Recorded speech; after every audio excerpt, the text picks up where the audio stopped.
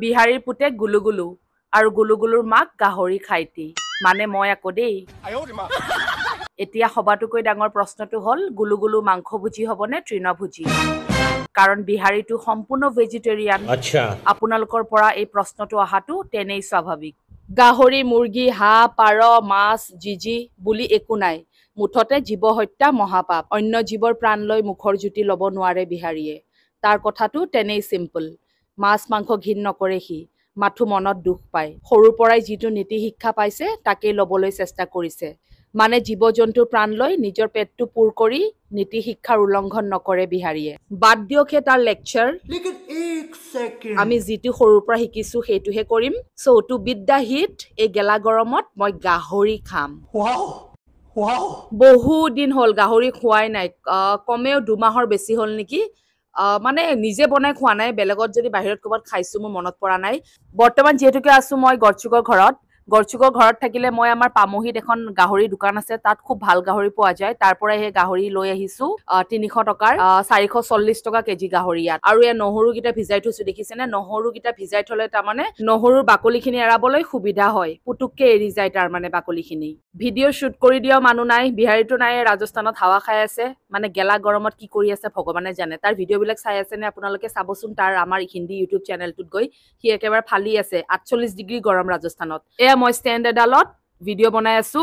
দেখিছেনে মোৰ আধা মুণ্ড কাটি ক'বাত গুচি গৈছে মানে যিহে ভিডিঅ' বনালো ভগৱানেহে জানে আৰু আধা নাইকিয়া হৈ গৈছো দেখোন নিজেই মই যে এইবিলাক কৰিবলৈ মোৰ বৰ এলাহ লাগে দেই অকণমান বেছি ভাইৰেল হৈ গ'লে তাৰমানে ভিডিঅ'গ্ৰাফাৰ ফটোগ্ৰাফাৰ ৰাখিম আৰু লগত এতিয়াতো সকলোৱে জানে এই ফেচবুকে একোডাল পইচা নিদিয়ে যিসকল ইনফ্লুৱেঞ্চাৰ আছে ফেচবুকত কাম কৰি আছে তেওঁলোকে মানে 80% মানুহে গমে পাইছে যে ফেচবুকে মানে আগৰ নিচিনা ডলাৰ দিয়া বন্ধ কৰিছে সেই আৰু তথাপিতো কৰো যিহেতুকে পইচাই সকলো নহয় ন পইচাই সকলো নহয় এইটো এটা ডায়লগে দেই পইচাই সকলো হয় সৰি বাস হাৱা নিকল গই আপোনালোকৰ কাৰণে মই ভিডিঅ'বোৰ বনাও জানেনে আপোনালোক মোৰ একেবাৰে নিজৰ পৰিয়ালৰ নিচিনা হৈ গৈছে মানে নবনালে এনেকুৱা লাগে যেন মোক পাহৰিয়ে থাকিব নেকি মই সেইকাৰণে ভিডিঅ'খিনি কণ্টিনিউ কৰিছো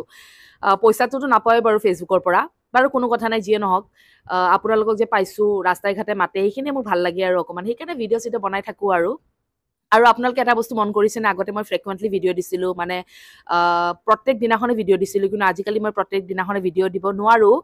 কাৰণটো মানে মোৰ স্বাস্থ্যও ভাল নহয় আৰু গুলুগুলু ডাঙৰ হৈ আছে যে গুলুগুলুৰ লগত বেছি সময় লাগি থাকিব লগা হয় গুলুগুলু বাৰু ৰাতিপুৱাই গুচি যায় ক্ৰেছলৈ কিন্তু মোৰো অকমান অফিচিয়েল কাম কিছুমান থাকে সেইকাৰণেহে মই যিমান পাৰো ভিডিঅ'বিলাক অকমান কমাই দিছো কিন্তু এদিন বা দুদিনৰ মূৰে মূৰে ভিডিঅ'বিলাক দিবলৈ মই চেষ্টা কৰো আৰু যিটোহে গৰম পৰিছে হয়নে গৰমত গৰম নপৰি আৰু বৰফ পৰিবনে বহুত বেছি গৰম পৰিছে দে আৰু গৰম পৰিবই লাগে সেইকাৰণে আৰু গৰমতে থাকিব নোৱাৰি মই লৈ আহিলো আজি গাহৰি বনাবলৈ লৈছো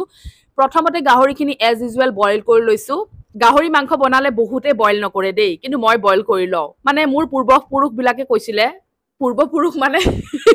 মানে চিনিয়ৰ্ছবোৰে কৈছিলে আৰু যোনে আগৰ পৰাই গাহৰি খাই আছে তেওঁলোকে মানে বইল কৰি লৈছিলে সেয়া দেখো আৰু গাহৰিত বোলে কিবা এটা বীজাণু থাকে বইল কৰি ল'লে বোলে বইলৰ পানীখিনিৰ লগত বীজাণুখিনি ওলাই যায়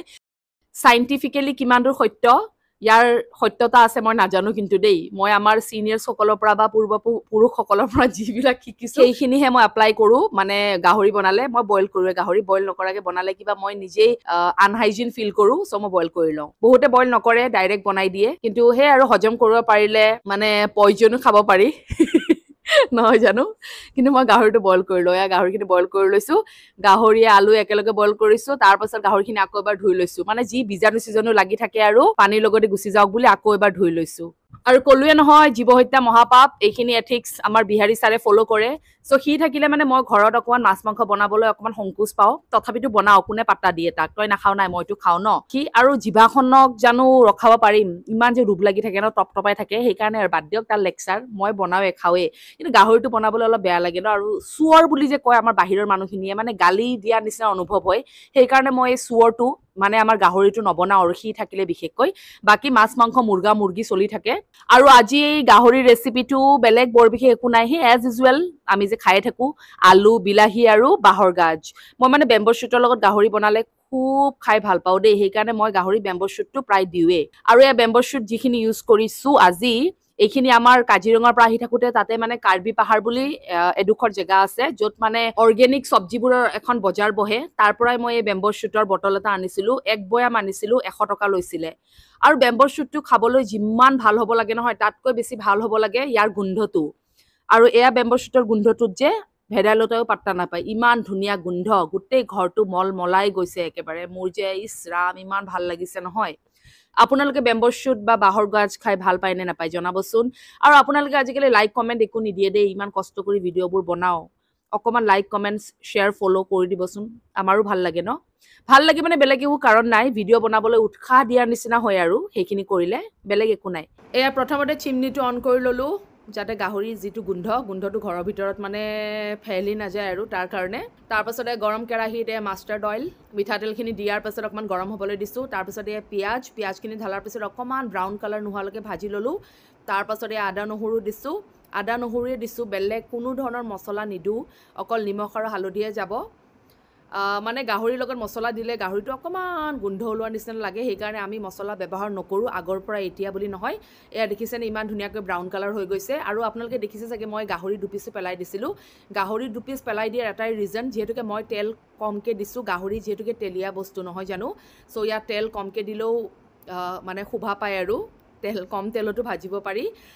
আৰু তেল নিদিয়াকৈও ভাজিব পাৰি গাহৰিত এটোপাল তেল ব্যৱহাৰ নকৰাকৈও গাহৰি মাংস খুব ধুনীয়া টেষ্টি হয় মই অকণমান হ'লেও মিঠাতেল দি দিছোঁ যিহেতুকে মিঠাতেল খোৱাৰ অভ্যাস আছে মিঠাতেল অকণমান দিছোঁ আৰু লগতে দুপিচ গাহৰি যে দিলোঁ সেই দুপিচ গাহৰি দিয়াৰ কাৰণটো হৈছে গাহৰি দুপিচ লাহে লাহে যেতিয়া ফ্ৰাই কৰি থাকিম তেতিয়া ইয়াৰ পৰা তেল অকণমান ওলাই যাব তাৰমানে আৰু যিখিনি তেল ওলাব গাহৰি দুপিচৰ পৰা সেই তেলখিনিৰেই বাকীখিনি গাহৰি ভালকৈ ভাজি ফ্ৰাই কৰিব পাৰিম এইটো ফৰ্মুলা এপ্লাই কৰিলোঁ আৰু গাহৰিখিনি পেলাই দিলোঁ অকণমান সময় ভাজিলোঁ ভাজাৰ পিছত ঢাকনখন দিলোঁ ঢাকনখন এইকাৰণে দিছোঁ ঢাকনখন যদি ৩-৪ মিনিটমান দি থৈ দিওঁ নহয় ল' ফ্লেমত তেনেহ'লে গাহৰিৰ পৰা তেলখিনি নিৰ্গত হোৱাৰ চান্সেছ বেছি থাকে মানে গাহৰিৰ পৰা ধুনীয়াকৈ তেলখিনি ওলাই যায় যিহেতুকে মই তেল সৰহকৈ দিয়া নাছিলোঁ কমকৈ দিছিলোঁ সেইকাৰণে ইয়াত দেখিছেনে গোটেই গাহৰিখিনি ইমান ধুনীয়াকৈ তেলীয়া হৈ গৈছে সেইকাৰণেহে ঢাকনখন দি বনাইছোঁ এনে ঢাকন চাকন নামাৰোঁ মোৰ ইমান সময় নাই এয়া দেখিছে ইমান তেল ওলাইছে ন প্ৰথমতে মন কৰিলেনে তেল নাছিলেই একেবাৰে এতিয়া একদম থপকৈ তেলবিলাক ওলাই আছে আকৌ ঢাকন দিছোঁ মানে ঢাকন দি ভাজি আছোঁ আৰু আজি এয়া ঢাকনখন খুলি দিলোঁ দ্বিতীয়বাৰলৈ দেখিছেনে ইমান ধুনীয়া গাহৰি কালাৰ কোনো ধৰণৰ মা মছলা ব্যৱহাৰ নকৰাকৈ অকণমান হ'লেও ধুনীয়া কালাৰ উঠিছে নহয়নে ৰেড চিলি ৰঙা জলকীয়া একো ব্যৱহাৰ কৰা নাই মানে ৰঙা জলকীয়াৰ গুড়িটোৰ কথা কৈছোঁ দেই অকল শুকান ৰঙা জলকীয়া 2টা বা 3টাহে ব্যৱহাৰ কৰিছোঁ তথাপিতো কালাৰটো প্ৰায় ভালেই হৈছে আমাৰ মানে ঘৰত মানে এনেকুৱা একো খাব নোৱাৰে বেছি মছলা চছলা ৰঙা জলকীয়া মানে আমাৰ ৰেড চিলিও খুব কমকৈ ব্যৱহাৰ কৰিছোঁ যিহেতুকে ৰেড চিলি পেটৰ কাৰণে বৰ অনুপযোগী নহয় জানো আৰু আমাৰ মানে পাপাৰ হজম নহয় সেইকাৰণে ৰেড চিলি দিয়া নাই আৰু কিন্তু তথাপিতো কালাৰটো কিন্তু ধুনীয়া হৈছে দেই আৰু ফুল ফ্ৰাই হৈ গৈছে গাহৰিখিনি এয়া ঢাকনখন দেখিছেনে গুচাই চালোঁ গাহৰিখিনি ইমান ধুনীয়াকৈ সিজি গ'ল এতিয়া আৰু আলুখিনি দিয়াৰহে কথা আৰু আলুখিনিও যিহেতুকে মই বইল কৰি লৈছিলোঁ সেইকাৰণে আলুখিনি বহুত দেৰিকৈ দিছোঁ এয়া আলু দেখিছে আলুখিনি ইমান ডাঙৰকৈ দিছোঁ আলুখিনি মই সৰু কৰিব লাগিব কটাৰী এখনেদি কাটি আৰু সৰুকৈ এই আলুখিনি দি দিছোঁ ইমান ডাঙৰ আলু মানে খাবলৈও বেয়া লাগিব আৰু ভালকৈ ফ্ৰাই হোৱাৰো চান্স নাথাকে আলুখিনি দি ধুনীয়াকৈ ইয়াত লৰাই মেলি দিছোঁ আৰু আলুখিনি প্ৰায় 3-4 মিনিট সময় ভাজিলোঁ আলুখিনি যিহেতুকে আগৰ পৰা বইলে আছিলে অকণমান কালাৰ হওক বুলি অলপমান ভাজিলোঁ তাৰ পাছতে ইয়াত বিলাহী কাটি থৈ দিছোঁ মই শুনিছোঁ মই আগতেও এপ্লাই কৰিছোঁ বাঁহৰ গাজ দিলে বিলাহী দিলে বোলে গেছ হয় কিন্তু বিলাহী নিদিলে কালাৰটো নুঠে যে সেইকাৰণে আৰু বাদ দিয়ক গেছ ডক্তৰ তাত দৌৰি থাকিম আৰু ইমান কিহৰ চিন্তা ইমান দিনৰ মূৰত গাহৰি খাইছোঁ বিলাহী দিম আৰু আমাৰ ইয়াৰ লোকেল বিলাহী দেই মানে সেই সাৰ দিয়া বিলাহী নহয় চ' লোকেল বিলাহী ৰাতিপুৱাই গৈ লৈ আহিছে পাপাই লোকেল বিলাহী এটা নহয় 1.5টা লোকেল বিলাহী এয়া দিছোঁ আৰু ধুনীয়াকৈ বিলাহীটো বেলেগ একো নাই আৰু অকণমান সোৱাদো বৃদ্ধি কৰে লগতে যিহেতুকে মছলা চছলা নাই ন অকণমান ৰংচোৱা কৰি দিব আৰু অকণমান দেৰি বিলাহীখিনি ভাজাৰ পাছত বিলাহীখিনি প্ৰায় গলাৰ পাছত আৰু কি আৰু এতিয়া সময় হৈ গ'ল হে আৰু বেম্বো শ্বুট বাঁহৰ গাজ দিয়াৰ সময় বাঁহৰ গাজখিনি অকণমান কোলা পৰাৰ নিচিনা লাগিছে নহয় কিন্তু কোলা পৰা নাই অলপমান ৰংটোহে হোৱাইট হৈ থকা নাই আৰু অকণমান কিবা বেলেগ টাইপৰহে হৈ গৈছে কিন্তু গোন্ধটো যে মানিবলগীয়া দেই এয়া বাঁহৰ গাজৰ টেমাটোৰ পৰা বাঁহৰ গাজ প্ৰায় 1 চামুচৰ অকণমান বেছি দিছোঁ চামুচ মানে এখন কৰচে আৰু দেই তাৰ পাছত বাঁহৰ গাজখিনি অকণমান মিক্স কৰি দিলোঁ গাহৰি আৰু তেলখিনিৰ সৈতে আহা গোটেই ঘৰটো মলাই গৈছে মিক্স কৰি হোৱাৰ পাছতে অকমান পানী ঢালি দিলো দেই গৰম পানী অকমান ঢালি দিছো পানীখিনি নিদিলেও চলি গল হয় দেই কাৰণ ইমান ধুনীয়াকৈ ফ্ৰাই হৈছে ন কিন্তু পানীখিনি দিয়াৰ কাৰণ কি জানেনে আমি ভাতৰ লগত খাম যে যেহেতুকে দালি চালি একো নাই সেইকাৰণে শুকানে বাৰু মই খাবলৈ পাৰো কিন্তু আমাৰ বাকী গিটা আছে মানে ঘৰত আৰু বাকী প্ৰাণী গিটা আছে তেওঁলোকে মানে অকমান গ্ৰেভি বা জুলীয়া টাইপ নহলে ভাত খাবলৈ নোৱাৰে সেইকাৰণেহে মনত এটা ডাঙৰ পাথৰ লৈ দিলো নহয় পানীখিনি ঢালি আয়ো